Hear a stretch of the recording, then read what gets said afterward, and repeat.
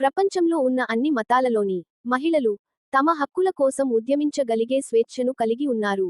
అన్ని రంగాలలోనూ పురుషులతో సమానంగా తమ ప్రతిభను చూపి, స్వయం ప్రతిభతో జీవించగలుగుతున్నారు. ఒక్క ఇస్లాంలో తప్ప, ఇతర అన్ని మతాలలో ఉన్న స్త్రీలు ఈ విధమైన పూర్తి స్వేచ్ఛను కలిగి ఉన్నారు. అయితే, షరియత్ ఆధారంగా మతపరమైన రాజ్యాంగంతో పాలన చేసే ఇస్లామిక్ దేశాలు ఇప్పుడు పూర్తి స్వేచ్ఛ కోసం తమ మతంలోని మహిళల నుంచి వస్తున్న తిరుగుబాటును చవిచూస్తున్నాయి. ఇది ఇప్పటికిప్పుడు ఉబికి వచ్చిన ఆవేశం కాదు, గతంలో ఇస్లామిక్ పాలన చేస్తున్న దేశాలలోని మహిళలు తమ హక్కుల కోసం ప్రశ్నించి ఉద్యమించిన సంఘటనలు ఉన్నాయి. అందరికీ సమాన హక్కులను కల్పించిన మన భారత రాజ్యాంగం కారణంగా, మన దేశంలో పుట్టిన ముస్లిం మహిళలు పూర్తి స్వేచ్ఛ స్వాతంత్ర్యాలు కలిగి తమకు నచ్చిన విధంగా జీవించగలుగుతున్నారు.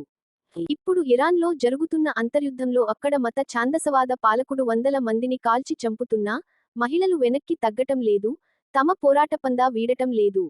ఈ క్రింది వీడియోలోని ఇరాన్ మహిళ ఏమి చేస్తుందో చూడండి.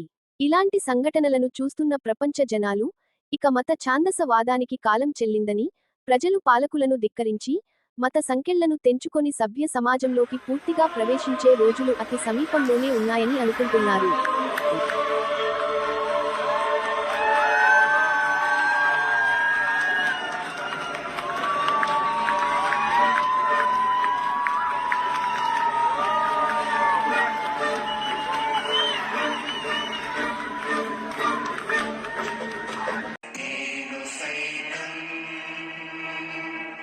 మిత్రులారా, దయచేసి సబ్స్క్రైబ్, లైక్, షేర్ చేయండి.